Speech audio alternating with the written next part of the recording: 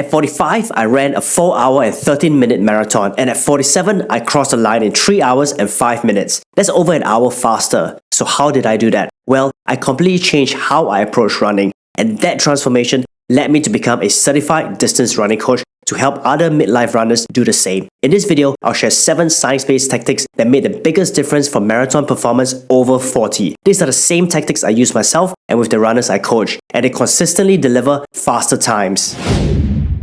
Super shoes are the lowest hanging fruit for anyone serious about running a faster marathon. The performance gains they offer is one of the most immediate advantages available to runners today. There's no reason to ignore this technology. Studies have shown that the super springy foam, together with the stiff carbon fiber plate, propels the runner forward. That reduces energy loss and improves running economy by 3 to 4%. In other words, this allows you to either run at the same pace at a lower energy cost or at a faster pace for the same effort.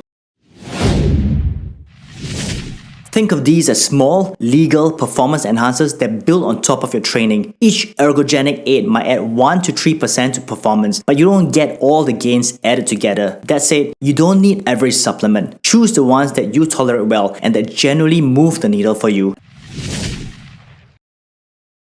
Dietary nitrates are converted into nitric oxide, a compound that helps blood vessels widen. This increases blood flow and improves oxygen delivery to your muscles, which can lower the oxygen cost of exercise and boost efficiency and endurance. Beetroot is one of the best natural sources of nitrates. While you can juice fresh beets yourself, a simpler and more reliable option is to use nitrate shots that guarantee at least 400 milligrams of nitrate per serving. To reach peak nitrate oxide levels for race day, start your nitrate supplementation 2 days before the marathon. Take 1 nitrate shot twice a day, about 12 hours apart, and continue through race morning with your final shot 2 to 3 hours before the start. Caffeine is one of the best and safest ergogenic aids with robust evidence showing about 2 to 4% endurance improvements on average, and it's also inexpensive. So, unless you're sensitive to caffeine, there's little reason to skip this proven performance booster. However, regular coffee drinkers can build up a tolerance over time, which may reduce caffeine's effect. That's why it's important to fine-tune your caffeine plan for the best results, and we'll talk about how to do that in just a moment. We'll get back to the video in just a minute. Now, running your fastest marathon after 40 is an amazing feeling, but an even better one is knowing that your health is in check and your longevity is protected, because that should be the ultimate goal. And that's where the sponsor of this video comes in, the Hume Band by Hume Health. The Hume Band is the world's first longevity band. The Hume Band measures and tracks key biomarkers linked to cellular repair, recovery, and overall longevity, helping you slow aging and optimize recovery by detecting early signs of illness before they impact your life. It's powered by AI and it gives you daily personalized insights through 3 key metrics. The first is metabolic momentum. Now think of this as your body's long-term scoreboard. The more momentum you build, the slower you age. Next is metabolic capacity, which represents your body's battery levels. It shows how much energy your body has available to power your training and recovery. Lastly, chronic illness detection. The Hume Band continuously monitors your heart rate variability, or HRV, sleep, resting heart rate, skin temperature, and more to spot subtle patterns that could signal potential issues before symptoms even appear. The Hume Band helps you see exactly how your habits are shaping your long-term health to future-proof your body so you can run strong for decades. Check out the link in the description and use code ENDURANCELAB20 to save 20% off your Hume Band. It even stacks on top of Hume's current sale for up to 50% total savings. But heads up, the code is only valid for 7 days. And if you're in the US, it's also HSA and FSA eligible, so you can get it covered by your insurance for free. Now, let's get back to the video.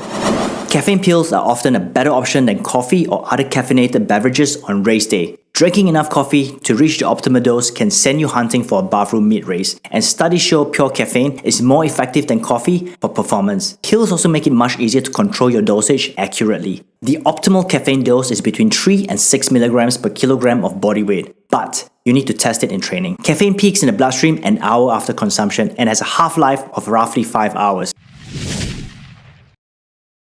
Studies have shown that creatine highly benefits endurance athletes in a myriad of ways. It is excellent for strength, sprint capacity, and muscle maintenance across the lifespan. In other words, it can help you recover faster, maintain muscle mass, and sustain power output during your most intense workouts and training cycles. But creatine has a downside for runners. It increases body mass due to increased water retention in muscles. That said, there's a simple way around it. The body usually sheds the extra water from creatine within 2 to 4 weeks after you stop taking it. Good news is that while the water weight drops, the strength and muscle gains you've built from creatine use are retained as long as you keep training regularly. A typical creatine protocol begins with a loading phase of 20 to 25 grams per day, split into 3 to 5 doses for about a week. After loading, move to a maintenance phase of 3 to 5 grams per day.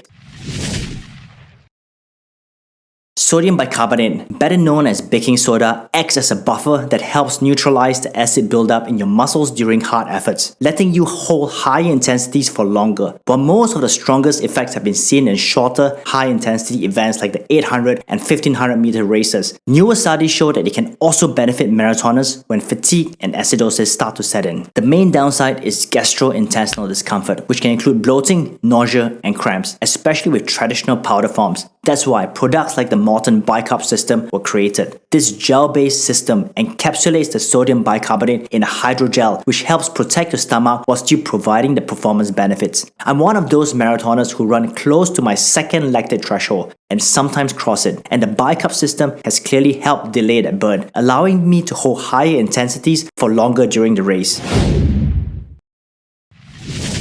Think of supplementary training as a support system that makes your running stronger and more efficient. Don't confuse this with cross-training like cycling or swimming, which are primarily used to maintain fitness with less impact or during injury. Supplementary training is different. It's designed to make you run faster. Two of the most effective forms are heat training and strength training. Heat training has become one of the most powerful research-backed ways to improve endurance performance. Studies shows 2.5 to 5% increase in hemoglobin mass and up to 5% improvements in power and VO2 max. When your core temperature rises to 38.5 or higher, your body expands plasma volume and stimulates the release of erythropoietin, or EPO. Now get this, EPO is one of the most infamous performance enhancers in endurance sport. When an athlete gets caught doping, it's often for using synthetic EPO to artificially boost red blood cell production. But the EPO your body produces through heat training is 100% natural and completely legal. The downside is that heat training is unpleasant and it comes with a lot of discomfort. A standard heat training block lasts 4 to 6 weeks with 4 to 5 sessions each week. Keep the intensity low, think zone 1 or zone 2, and focus on building heat, not fitness. Train indoors if possible, no fan, added extra layers and a warm environment to gradually raise and hold your core temperature between 38.5 and 39 degrees Celsius for 45 to 60 minutes. Core makes a temperature sensor that clips onto your heart rate strap and pairs with the Core app, allowing you to monitor your core temperature in real time. This helps you stay within your target heat zone without overheating and ensures your sessions are both safe and effective. Hydration is key. Weigh yourself before each session to estimate fluid loss. For every kilogram loss, aim to replace 1.5 liters of fluids during and after training. Begin each session well hydrated. Sip fluids throughout and rehydrate thoroughly afterwards. These sessions work best on easy days or following lighter workouts. They should complement but not replace any quality workouts or long runs. There are plenty of lower body weight exercises that benefit runners, but if you're like me and only have time for one, studies and practical experience point to the weighted walking lunge as the single most effective movement for runners. 3 sets of 6 to 8 walking lunges per leg once or twice a week will suffice. Use moderate to heavy weights and keep rest between sets to around 2 minutes. If you're new to it, start with body weight only. Perfect your form, then progressively add load. It's quick, effective, and delivers huge benefits in under 10 minutes. Tapering is the art of shedding fatigue while keeping peak fitness. A well-planned 2 to 3 week taper can boost performance by 2 to 3%. You achieve this by keeping the intensity of your workouts but reducing total training volume. Easier said than done, but the general rule of thumb is to cut mileage down to 80% 3 weeks out, then to 60% 2 weeks out, and finally to 40% on race week. Equally important is keeping your routine. If you normally run 6 or 7 days a week, keep that frequency the same. Just make each session shorter. This helps your body stay in rhythm and prevents it from thinking you're entering off-season mode. A lot of self-coached runners struggle to get the taper right. Some do too little and feel sluggish on race day, while others do too much and never fully shed fatigue. Getting the balance right is key. Later in this video, I'll break down the exact framework for designing your own marathon training plan. But if you don't want to risk getting it wrong or spend hours trying to structure your training, then download a marathon training plan from my website, limitlesscoaching.run. We've got a full range of marathon training plans designed for different finish time goals and fitness levels that have helped many midlife runners consistently deliver faster times. You also find the link below.